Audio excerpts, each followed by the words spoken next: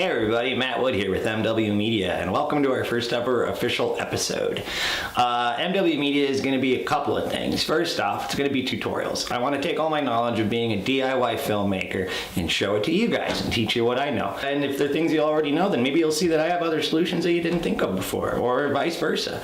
And I'm excited to do that because I've been doing it for quite a few years and I found out some really neat stuff. So I figured why not make a few tutorials along the way.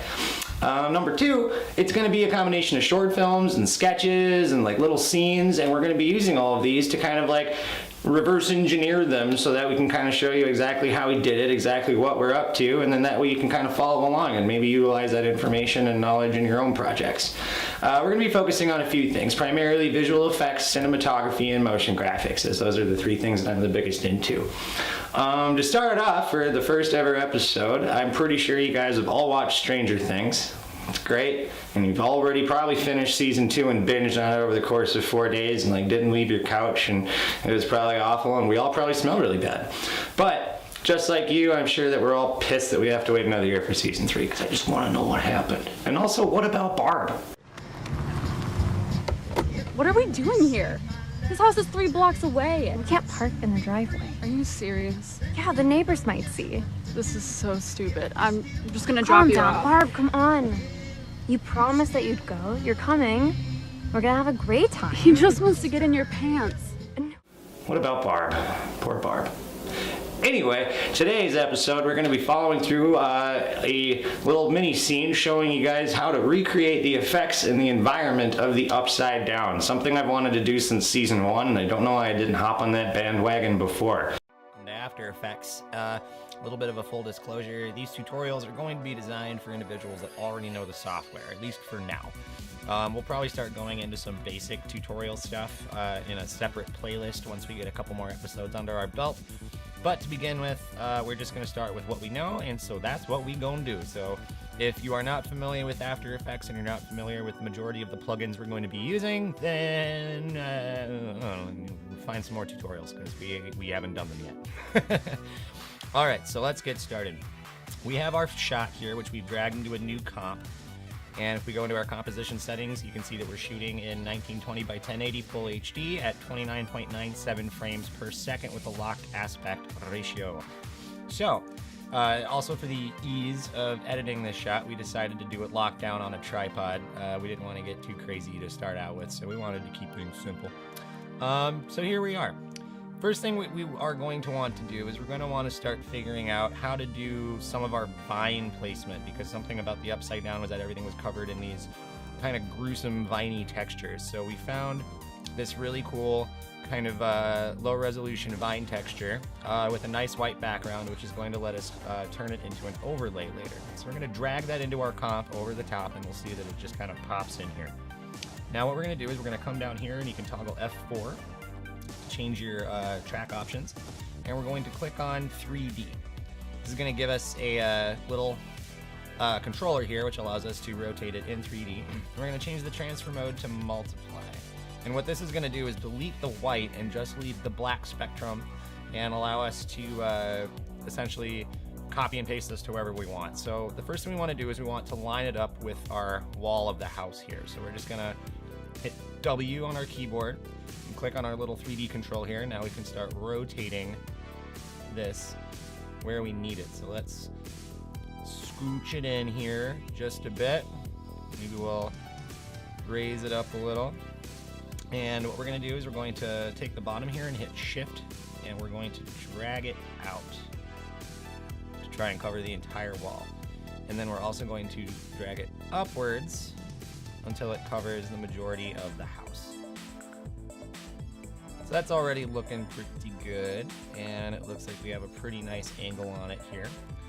And we'll notice that we have a little bit of a cutoff at the top of the roof, so we're just gonna come in and zoom in on that. We're going to hit G to bring up our mask tool, and we're just going to mask out this top portion here on the roof.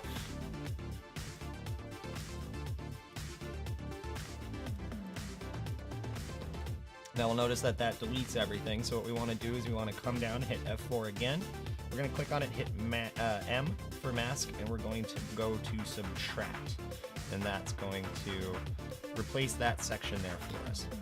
And we don't really need to worry about feathering too much because we want to have this kind of, stand out just a little. If you want to get a little bit more technical, you can also go over the windows. So we can do that right now. We're going to hit G again on our keyboard. And make sure that you have your layer selected, and we're just going to mask out this window section. And then we're going to go down to our mask, hit MM to bring up those options, and hit subtract again. And we'll notice that that deletes that from our window. Pretty neat. And we're just going to do the same thing on this window here. Once again, make sure you have your layer selected. Hit G.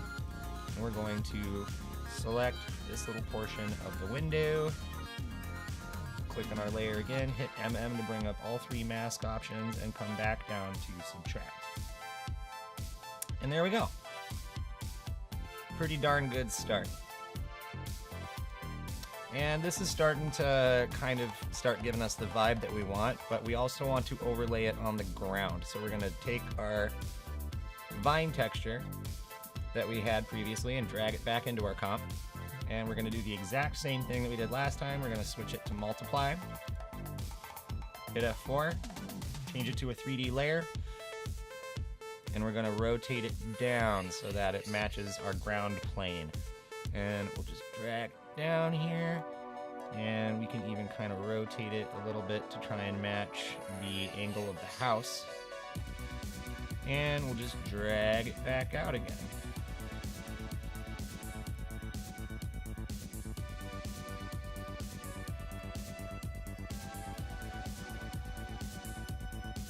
And maybe we'll lower it just a little bit, and we'll push it forward in Z space a smidge so that it gets some more coverage. And that's looking pretty good. Now we're going to notice that we do get some cutoff over here again, so we're going to zoom back in, and we're just going to mask out these portions here in the back along the road. So we'll hit G, bring up our mask tool, and we'll just kind of cut that little part out there. Hit M, switch it to subtract. MWM. There you go. Stuff's starting to look pretty upside downy. Kind of cool.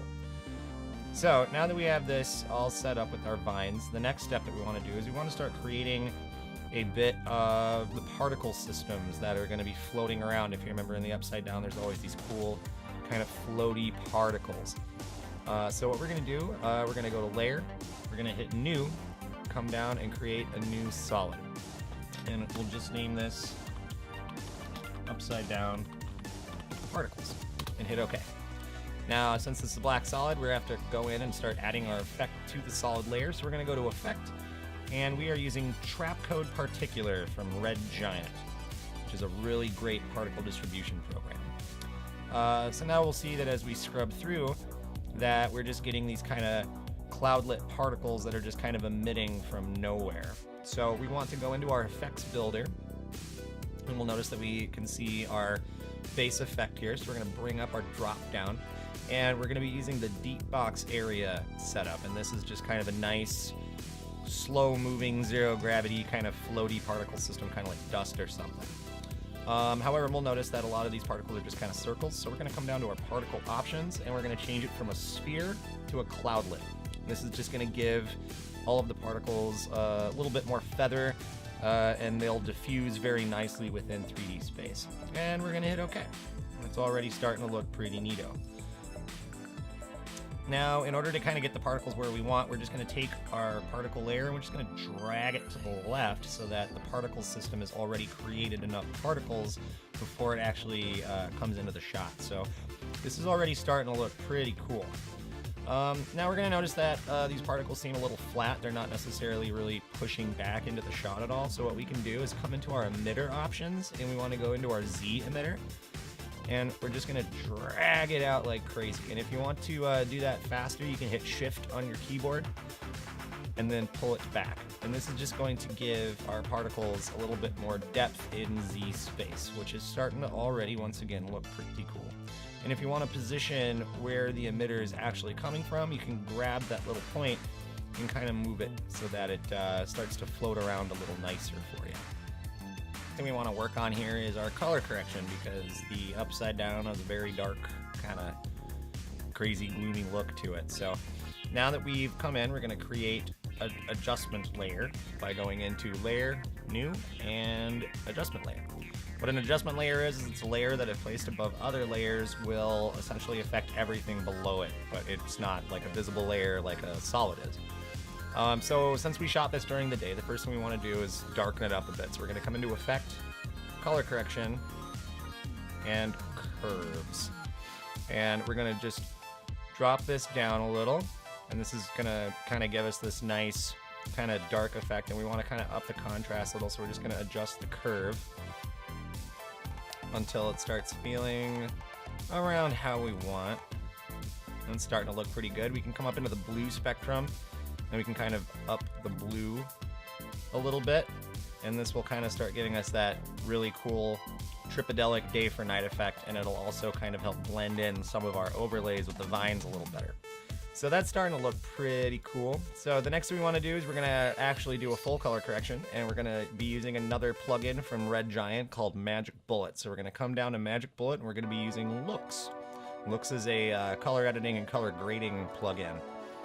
So we'll go to Edit, and we'll see now that we have this shot going, and you can kind of scroll through and find different variations that work a little better for you. And we're using the Blockbuster Cool Set. We're going to come down and we're going to choose Polaris. And this is just going to kind of soften up the blue a little, give us some nice contrast, and this is looking pretty good. So we can even tweak this just a little bit, darken some portions, and up the contrast on a few others until it's starting to look how you want. You can play around with it depending on your shot. And we're going to hit OK. Now this is already starting to kind of give us that upside downy look, and we can see that our particles are still sticking around in 3D space pretty decently. Now the next thing that we're going to notice is the upside down has this kind of crazy looking sky. So we're going to come back down to our movie layer, and we're going to hit Command D or Control D on a PC to duplicate it, or you can also come into Layer and Edit and Duplicate, and that will copy your layer and make another version of it. Now what we want to do is we want to mask out our sky. So we're going to hit G, do the same thing that we did with the walls of the house, and we're just going to mask out this kind of rough portion of the sky here.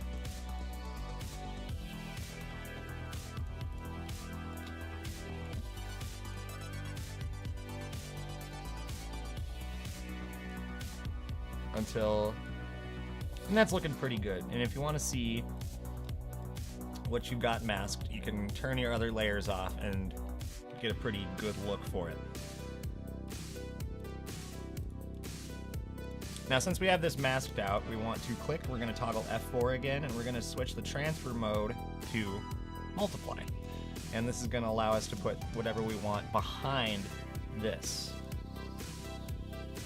Start working on is we want to replace our sky because this is a little bland. So we want to have something a little bit more intense and upside downy. So we have this cool stock footage of some storm clouds that we got. It looks pretty neat. And we're just going to drag that into our project and drop it into our project bin. There we go, and we're going to drag and put it in between our two video layers, and we'll notice that it's now just kind of sitting there. So now that we have this selected, we're going to drag it up to where we want it, and we're going to size it up a bit until it covers the sky that we already have. And we can maybe drag it down a little, pull it back up, so on. But we're going to notice that now we have the problem of this isn't necessarily fitting in with the mask. So even though we've masked out the building, we need to mask out the actual sky itself as well. So what we're going to do is we're just going to hit T for opacity, and we're going to bring the opacity down so that we can see the layers above it, and we'll just turn off our particle system there to make this render a little faster. And we're going to mask out this too. So we'll make sure that you have your storm cloud footage. And we're just gonna mask back around the house.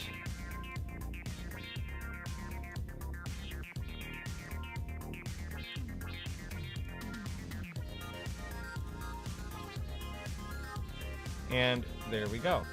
Now that this is masked, we're just going to kind of adjust it a little bit so that it fits a little better. We can turn our adjustment layer back on and look at our color correction and see that we now have these really gnarly looking storm clouds kind of going in over the shot. And we'll notice we have a little bit of leak here, so we can come in and pull our mask down a little bit. And we'll notice that like our mask line is pretty harsh. So if you want to soften that, you want to click on the layer that has the mask and hit M. And that's going to bring up all your mask options. Another way you can do this if you want a faster hotkeys to just simply hit F. And that's going to bring up our mask feather. And we're going to feather this out, say, about 5% and hit all right.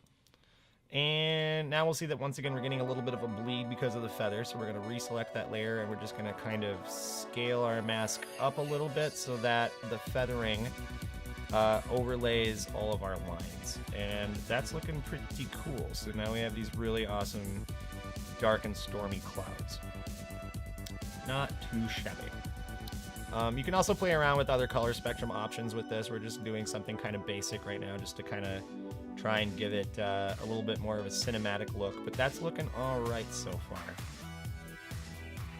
So the next thing we're going to do is we're going to come back in and turn on our upside down particles, and let's just scrub through this and see what we're working with.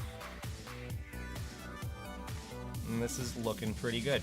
Now, the one other thing that we're going to notice is that our particles are still kind of flat, so we want to come into F4, and we're going to toggle this little option right here, which is motion blur. And what that's going to do is allow our software to automatically apply a blur to everything we're seeing. You can even come into the options within particular, specifically in the rendering options, and we'll make sure that the blend mode and everything's looking all right. But what we want to do is we want to set the motion blur to on. And we can even adjust the shutter phase and the opacity boosting, but we're not going to worry about that right now because this is seeming pretty legit.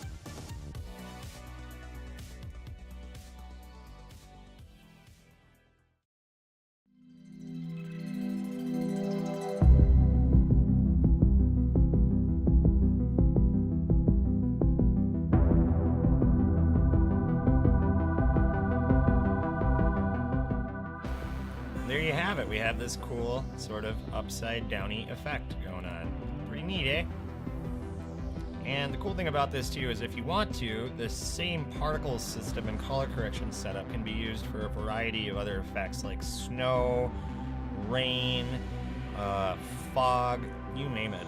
There's a slew of tutorials on the Red Giant website, as well as numerous other tutorials on YouTube that discuss how to better work these particle systems, and they are super versatile and really rad. So thanks for watching, everybody, and I hope that this was informative. I know it's our first tutorial and it's probably not the most interesting thing to watch on the planet, but we will have more coming very soon. So stay tuned, keep watching, and I want everyone to go out there with their cameras and make something rad. And if anybody has any ideas for other effects that they'd like to see, please shoot us a message on Facebook and give us some ideas, and we'll try and go out and replicate them. So thanks again, you guys. Okay, bye. Who writes this shit? I mean, really? Oh yeah, you're right, I do.